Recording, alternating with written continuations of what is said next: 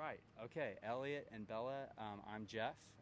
Nice to meet you today. And I just want to ask you some worldview questions about how you see reality, how you see life. So the first question is kind of one of the biggest questions about origin. What's the origin of the universe? Uh, I mean, I don't know. Just sort of subscribe to naturalism, science-based theory, so probably Big Bang and stuff. yeah. Yeah. Okay. Naturalism. So is there any supernatural? Like any kind of higher entity. Anything outside space, time, matter, energy? I know, that's like a hard one, eh? Yeah. Thought about it last year a bit, but I don't know. I feel like there's got to be something. It's kind of nicer to think that there's something bigger than yourself, I think. It's just a cool thing to, think about. Logically, I don't know if you've heard of the cosmological argument Yeah. for the existence Yeah. of God. It says that Yeah. anything that begins to exist must have a cause. Yeah. The universe began to exist as proven by the standard cosmological model, the Big Bang. Therefore, the universe had a cause. Yeah. So, what could have caused the space-time, matter, energy universe, if that's true? Yeah. No, I've heard of the cosmological And, argument. Yeah, I thought that one was pretty convincing. Um, let's go to the origin of life. Since you're in neuroscience, you study how complex biological life is, which is amazing. So, have you come to any conclusions about how we came to be as human beings? I feel like if anything, the most we've delved into probably is like consciousness, maybe a bit. So you can study the brain and like what fires and how it operates, but then it's like where through all of that does like our actual like higher order thinking, our consciousness arise from. Because they don't know, right? No, no one knows. There's very little supposedly understanding of what it's consciousness like is. somewhere in the back of your brain. It's like something to do with something else firing, but no one really knows where that is and like how we might be able to recreate it with like technology. Yeah. With like artificial intelligence? Yeah, because like we can make artificial intelligence do things and like complete processes, but we can't make it be conscious. Yeah. It's like why is that? Yeah. I don't know. Yeah. Yeah. So there's a lot. Sounds like there's a lot that science isn't able to explain Yeah. yet. Yeah, for sure. Yeah. Okay. Let's go to a more sort of personal question. That's suffering. Why is there so much suffering in our world today? Oh yeah, that's a hard one. I think some of it's, a consequence of human free will and their, people's ability to choose. Pretty, inconsequential, but they can have an impact on other people and stuff. But then I guess that doesn't account for like natural suffering. So things like, tsunami damage and, the consequences of like earthquakes and stuff. So I don't know. I think suffering's easier to explain away through natural processes, like earthquakes. It's like the suffering caused from earthquakes aren't, there's not really any meaning in it. It's just a result of tectonic movement. What about the horrific world wars in the 20th century that involved killing of millions of people? That would be a different order of suffering. Yeah. Like, are human beings really capable of that? Why do we do things like that? Yeah, I don't know. I think they are, just because of how easily influenced people can be. Or, yeah, I don't know. Like, it's easy to think about those sort of events and forget that they are people just like us, Like, you kind of group it together as soon as they become a big body. It's like it's not a person anymore. yeah, and that's what so many historians sort of warn when we separate ourselves from these historical events and say, is this really just human action or is there something more? That's how, we're doomed to repeat stuff like that, I suppose. Yeah. So, I don't know. Those ones are definitely harder ones. Yeah. Sort of harder magnitudes of suffering to explain, but... What can we do as a society or as the human race to solve the suffering that's in the world, to live in an ideal society? I mean, it also depends what you think about like striving for as well, because there's always going to be some form of like relative suffering. Like, you know, there's always going to be people who are doing slightly better, better or worse off, which is something to think about. I think education's a huge one. You know, people don't really get like a emotional education, and you know, people aren't taught to like cultivate their emotional intelligence as much as like practical knowledge or stuff. And I suppose that's sort of what, you know, that was the place of religion throughout history, and I don't think there's really been a substitute with the, you know, gradual decline in the popularity of religion. Yeah. But like anything that kind of teaches you to live more collaboratively, because you know, we're taught to live very individualistic, kind of more selfish lives, right? And I think if people strove more for collaboration, then I don't know, that would do a lot of good towards that. But isn't the very principle of survival of the fittest cut against that collaborativeness? Yeah, but I mean, humanity sort of progressed to the point where survival of the fittest, like, it doesn't actually have to be a thing. Yeah. Wow, I don't want to say that definitively, but like, it's much less like so, significant as it is now. It's sort of, you know, even if before we were just the product of, you know, Darwinism and survival of the fittest, now I think things are starting to be like a consequence of intelligent design, like what people are doing, you know? Meaning not God is the designer, meaning we are participating in our own evolution? Yeah, I think so. With things like, Okay. Especially technology and, you know, computers and stuff, I don't think, you know, a strong AI is that far away. Yeah. And, you know, I don't know much about it. We but might be slaves someday I to don't, our own creation. maybe, like but Frankenstein. it's more that I think there's Like we have potential. more control, kind of. Yeah, with to that. create, because a strong AI is like an AI which can improve itself better than people can, and I think that definitely could be a form of, you know, life, just not as we know it. But obviously that's more in the future. So yeah, back to survival of the fittest. I just don't think it's as, you know, like dictating as it used to be, which is, I don't know, it's kind of scary when you think about it as a, you know, testament to human power. And I think that sort of goes back to the way to improve or reduce, suffering in the world, is because people don't have like an emotional intelligence that matches their technological and practical power, I think. So I think that's, you know, that's how things... In the old days, they would have said virtue. Virtue, yeah. Yeah. So are we becoming more virtuous over time, or about the same, more or less virtuous? I don't know about I what think- virtues. yeah, I think I think also it's a hard like question. people are changing. Like, it's interesting thinking about like in terms of virtue, like what the drive is. Like if it's for like a sort of selfish reason, like to look good for yourself basically, and for your own good. Versus doing it truly, Yeah. lovingly, like selflessly. Without the end goal, because I think a lot of like things that are done in good virtue are sort of expecting something to be reciprocated.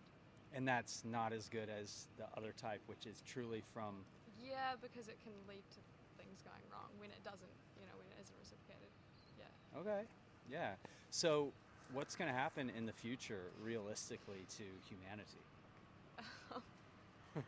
No, that's such a hard one. I think Yeah. it's a pretty uncertain time. I think people are becoming less and less sure of what's going to happen next. Like, people love to make predictions, but things are just changing too quickly. I mean, I'm pretty optimistic. I think people are, you know, they do have the capacity for greatness, you know, and we live in a world where people who, you know, if they can do something extraordinary, often they, there are pathways to do it. Yeah, so, I don't know. I think things will be alright, but... She'll be right. Not... She will be right. Well... I don't know. I think But it's not a case of it's she'll not be a right sure and like thing. sit back and do nothing. Yeah, I exactly. think it's people, you know, are stepping up and doing I think things, people so. have the capacity to solve problems. Like, I don't like... Yeah. I think a lot of the time people feel that as an individual they're, you know, sort of powerless. But I think often, not always, that's a case of people just sort of giving up their own power by accepting beliefs like that. And that's not to say people can change things on like a real macro scale, but I don't know, on an individual scale maybe. But I mean, that's coming from a university student in Dunedin, New Zealand. Yeah. It could be a lot harder for people who are going through more significant suffering. What happens to us after death?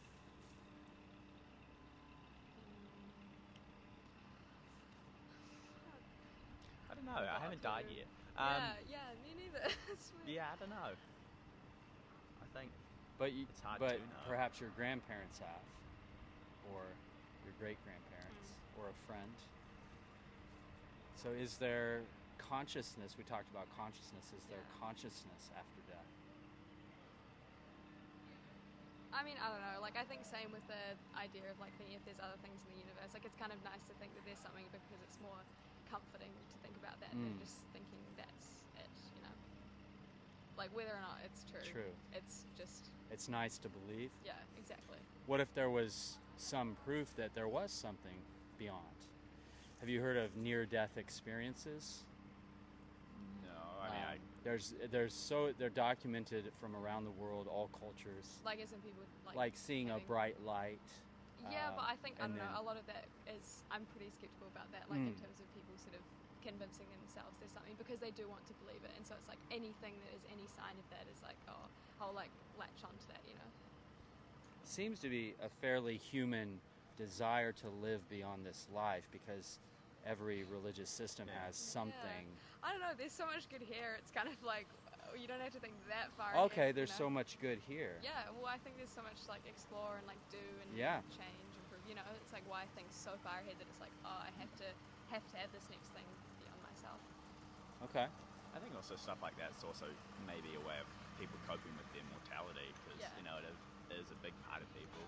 But in the same way, elderly people are often pretty content or can be pretty content in their passing.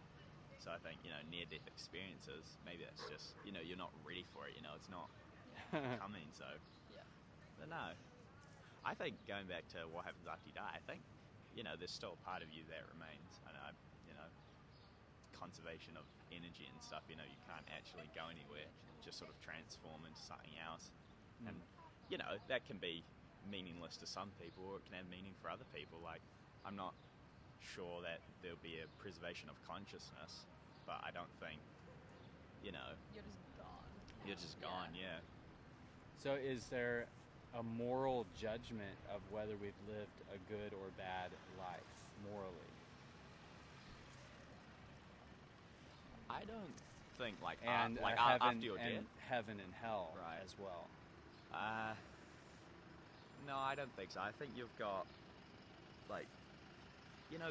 your moral compass is something that I think is a part of you. Like, it's something that it's a part of you when you're alive.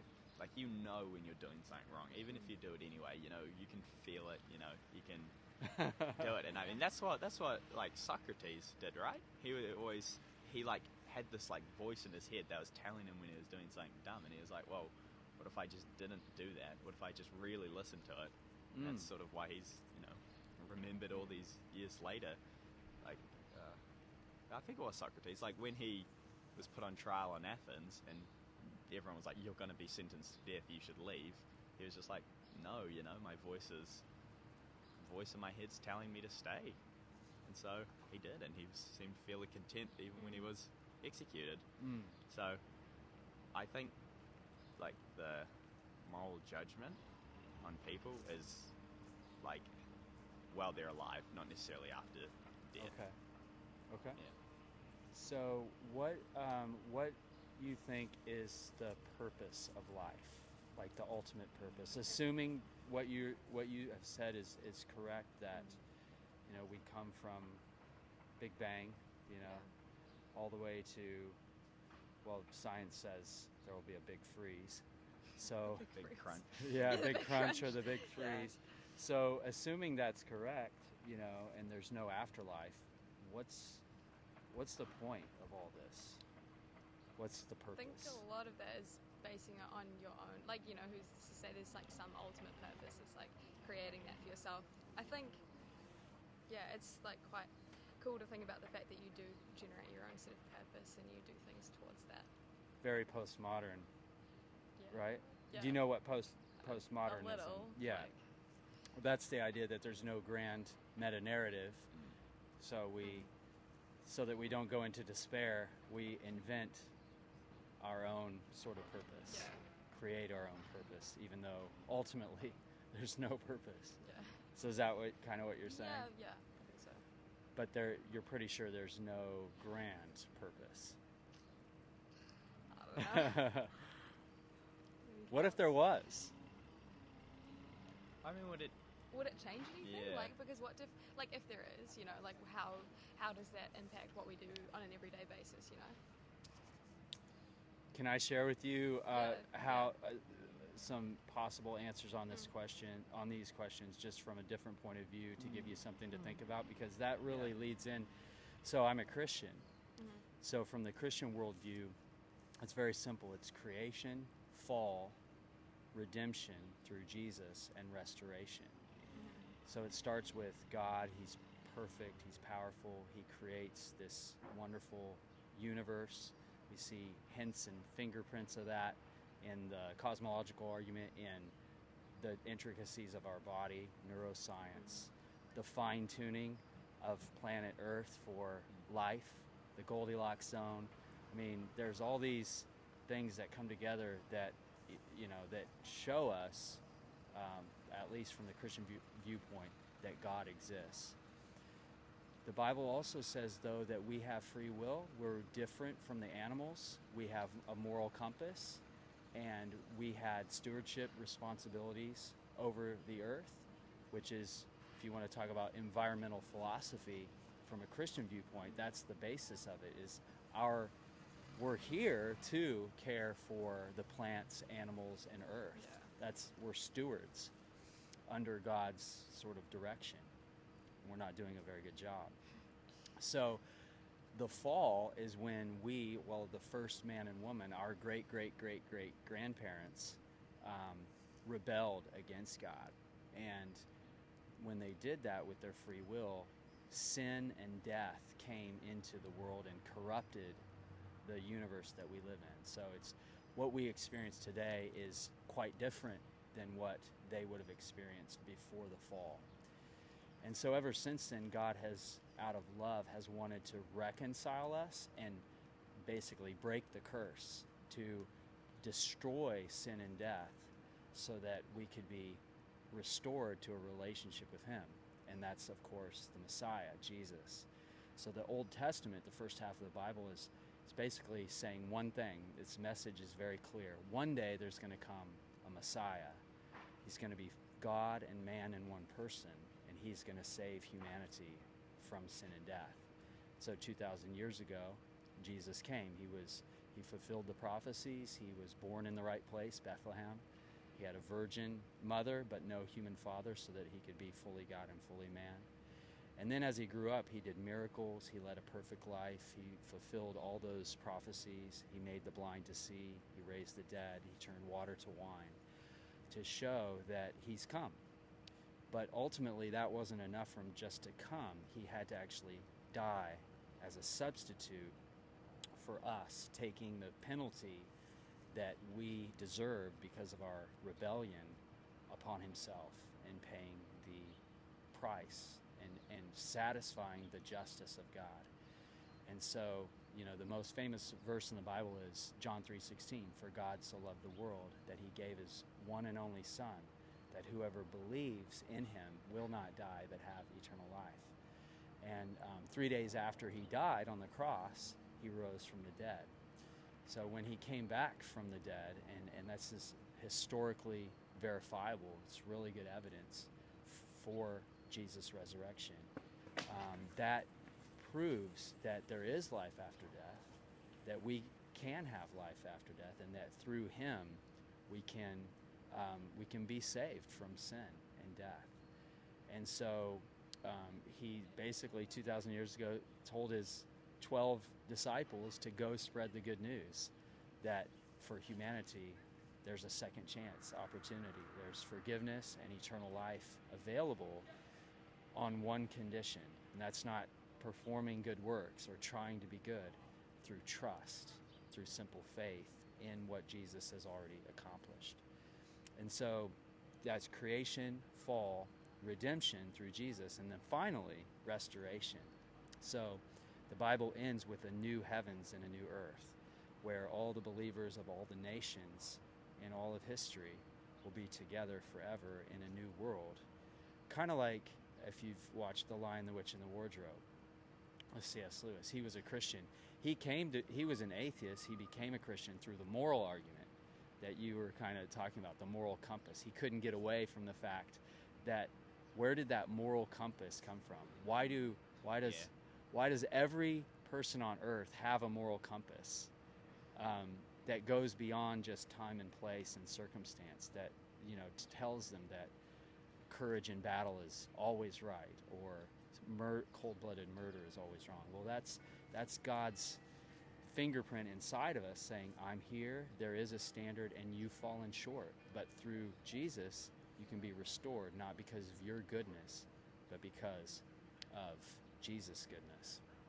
So in Narnia, in The Lion, the Witch, and the Wardrobe, Aslan dies for Edmund, who ate the Turkish delight. That's like us. The whole human race has eaten the Turkish delight. And Aslan has died for us so that we can come out from the White Witch and come into the new Narnia once all Aslan's enemies are destroyed in battle. And so we live in a story from a Christian viewpoint. We're characters in a story, and we get to decide which side we're on. J.R.R. Tolkien was also a Christian, and there's a lot of Christian allegory in The Lord of the Rings as well. There's two sides, and our decision whether to trust in the hero determines which side we're on.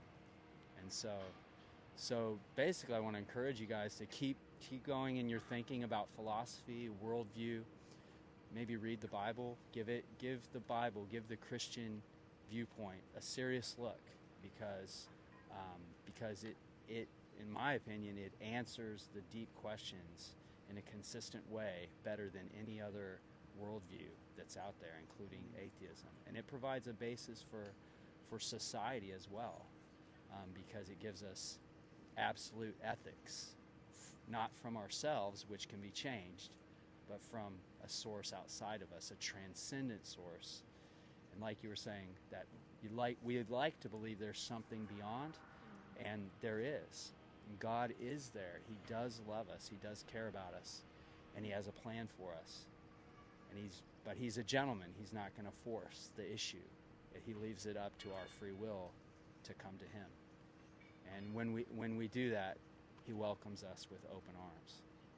So that happened for me 20 years ago when I was about your age, which is what motivates me to come out here and ask these questions and share with people like yourself.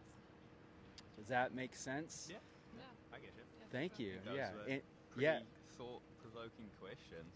They're Yeah. hard ones, Yeah, Yeah. because it doesn't really cross your mind as you're walking So to it's class. crazy, Yeah. People still, thousands of years later, still grappling with the same problems. Yep. Yeah. That's right. And I guess that's, the core motivator for, like why it's called faith, because it is, you can't just rationalize away. You really just have to, Yeah. leap of faith. That's what Kierkegaard Yeah, I would talked say, about. yeah, Kierkegaard did say that. I would say that's not really Christianity. Christianity is a reasonable faith based on evidence. But there's still like that step that There requires is. some faith. Yeah, definitely, because you can't see God, but there's sufficient evidence. I'm a lawyer Oh yeah. by background, Yeah. so whenever when you marry someone, do you know for sure they're never going to cheat on you? No, I don't. Like think you can. absolutely sure? Of course not. But do you have a reasonable belief that they're going to be faithful? Well, I should hope so. Yeah. So why not? And we make decisions based off less than perfect information all the time. I mean, you don't know if you can get a job in philosophy after university, but you chose philosophy because you enjoy it, right? So it's like the belief in God, you don't have to have, beyond all doubt God exists. There's enough reasonable evidence, the preponderance of the evidence in the legal terminology. There's more evidence for God than not. And so that brings you from atheism to theism. And then you get to, okay, if God exists, which God? Is it the Christian God, Muslim God, or something else? Well, then you have to stack those side by side and look at them, and which is more reasonable, which is more likely to be true.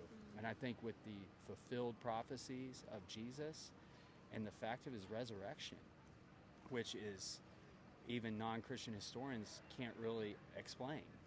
They can't explain the empty tomb and the numbers of people that claim to see him after he died. So there's some minimal facts that any historian has to explain. Jesus really did die. That's conclusively proven. Even Tacitus, the Roman historian, talks about Jesus' death.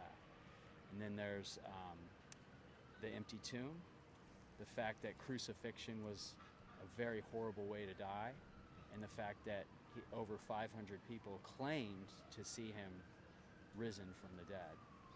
So if you're in a naturalistic frame of mind, you'll just simply dismiss the evidence because miracles don't happen. But if you have an open mind that the supernatural may exist, then that opens you up to actually considering the evidence that maybe Jesus really did rise from the dead, which, if he did, changes the game. I like to say about naturalism that it only takes one miracle to destroy naturalism, just one. And I'd say that we have one in the fact that we're talking right here. I think that's a miracle. So naturalism as a philosophy to me is unbelievable. I don't think it's possible with consciousness. It's just not enough.